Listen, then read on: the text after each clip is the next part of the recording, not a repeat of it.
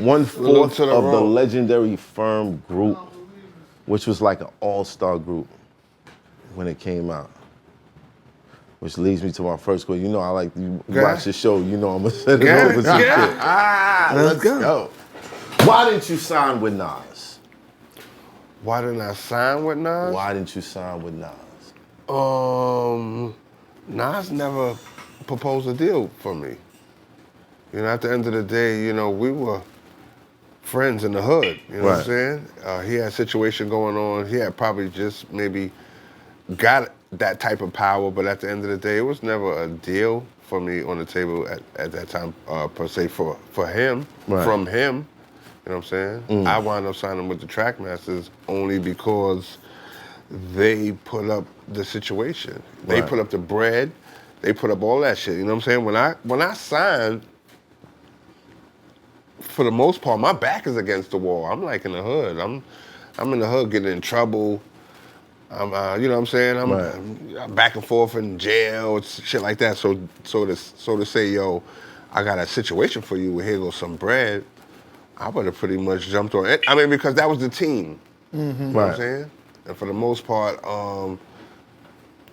me and Nas' relationship was more friends than more so business. I didn't meet you in the business. I knew you from the hood. From the hood, So it was just a little bit different. You know what I'm saying? Not like to say like I couldn't have or I shouldn't have, but it was really never offered to me.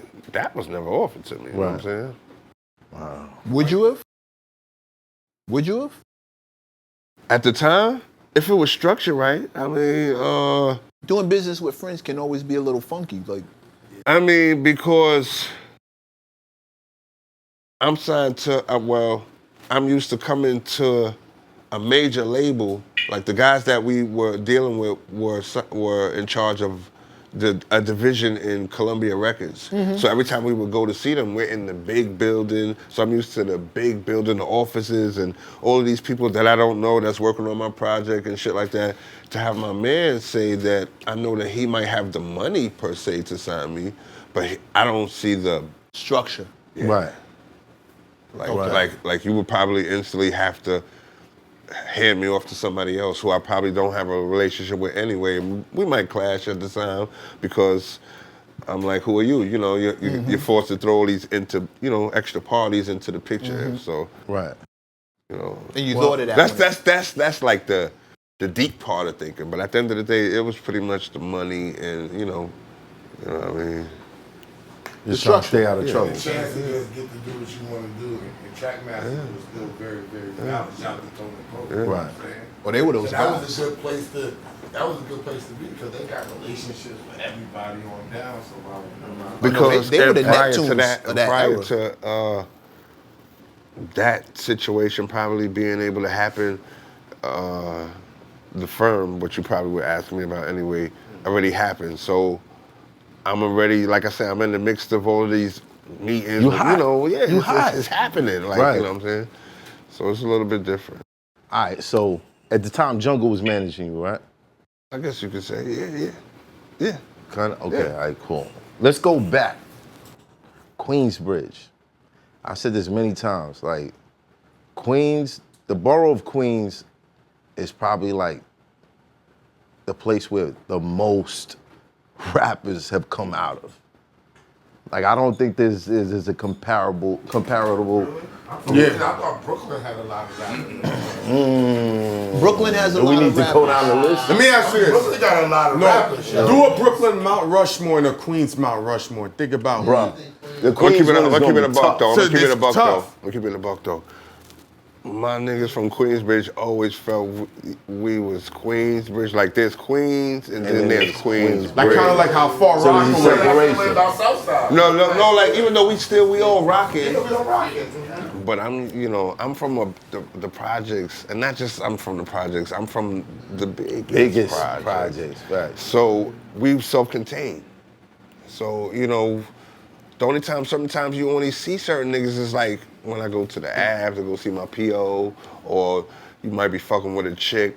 But at the end of the day, when you from certain places in NYC, once you say where you from, I kind of know who, you know, I kind of know what you about a little Right, something. right. I'm expecting to know what you about. Right. Unless you show me otherwise. Right. But us in Queensbridge was like, yo, like whatever. You know what? Yeah. You know what I mean? Niggas was just, niggas didn't give a fuck. Just like niggas from Brooklyn and anywhere else. You know what I'm saying? We meet up in the clubs, and you see Brooklyn's always over there, but niggas stuck together when it came down to the hip hop scene and shit like that. But in real life, niggas ain't really Queensbridge is fuck like- with each other. In real life, they did. Okay, we gonna get into that. It's another thing we gonna get into. Yeah. All right, let's take it back. What up? You rapping in Queensbridge. Uh-huh. All right. If you walk down the block, you got Havoc and P. Come up the block, you got Nas. You go around the corner, you got Tragedy. Tragedy.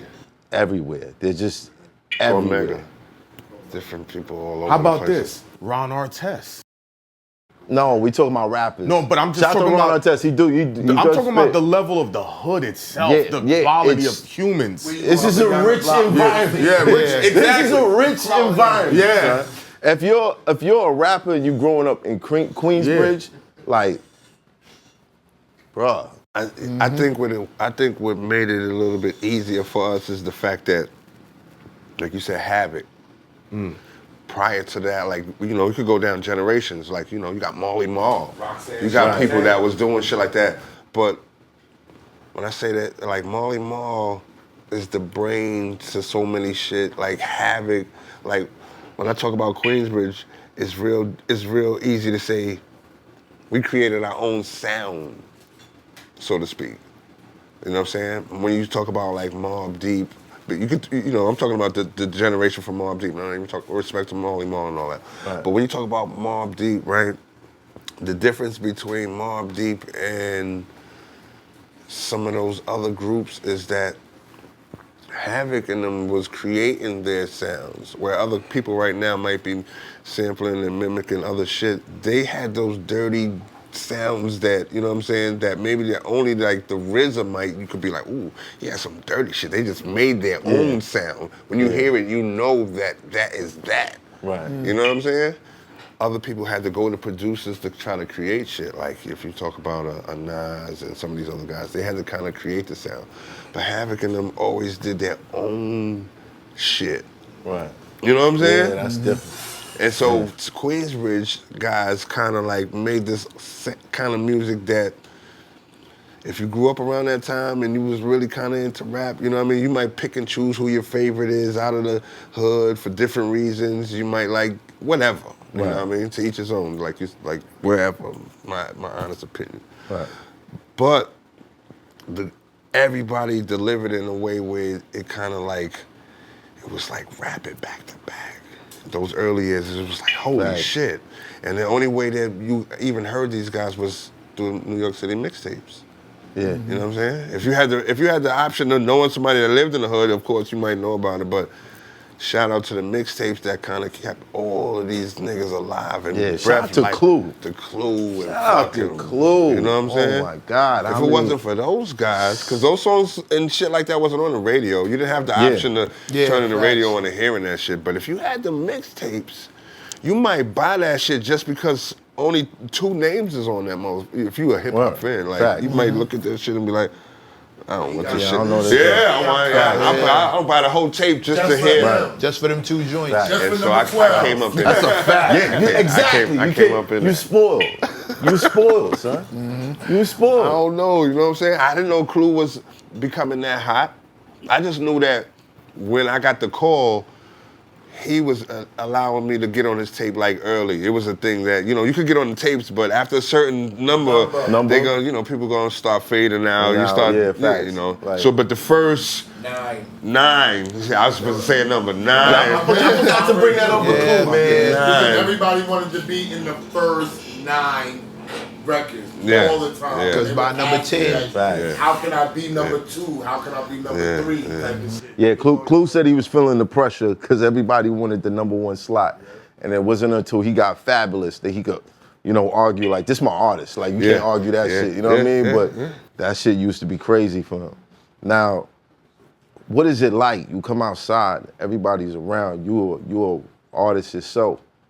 Like, why didn't I hear about Nature before the firm needed a replacement?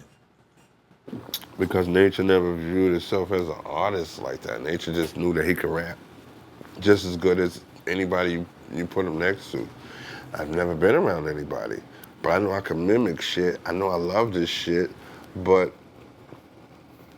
I come up in an era where nobody's not really making no bread.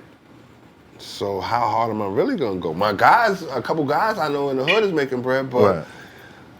I still don't really know. I'm still in love with the streets. I don't know what I wanna do. You know what I'm saying? Right. I'm in the hood. I love it all. I love playing basketball. I love bitches. I love it. You know what I'm saying? Right. I just knew that I could do it. So it wasn't until my story's kind of different from everybody else. Some guys actually like applied for the job. I didn't really apply for the job. I just knew the right people and I could do you know what I mean? When it was time to show up, I show up. I'm the guy that like never came to practice, but when it's time to come, I practice. There What you talking about? Practice, Yeah, you what the fuck talking you about talking about? Let's Right. go. When it's time to go, we go. You know what I'm saying? But it hurt me when it came down to business in the long run. But growing up, it made me love it because other than the guys that you might be thinking about normally, like you just named all of the tragedies, it was the guys before that made me actually love it because I didn't know across the street these guys was loving it just as much as me, you know what I'm saying? Right. These guys just put out records before me, Right. you know what I'm saying? If you really want to know, like, dig into my history, the very first people that got me to go into the studio to record a record was Screwball. Have you ever heard of Screwball? Yeah, You know what I'm saying? Poet, rest in peace, KL, you know what I'm saying? Hostile. Yeah, you know what I'm saying? But they was like the first ones to kind of like invite me to the studio, and that's the first time I heard my voice on this shit like that. But other than that, What was that like? incredible. Incredible. You know what I'm saying? Right. I'm like, holy shit, I could hear myself and fucking, you know what I'm saying?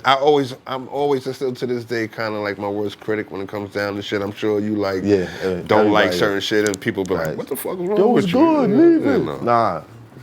Nah. I always kind of been like that, but these guys gave me the opportunity to get in the studio, take my little fucking shit home and play it fucking 5,000 times to everybody and shit like that, you know what I'm saying? But I never really had like a complete book of rhymes. Niggas might come to the studio and have fucking 5 books of rhymes.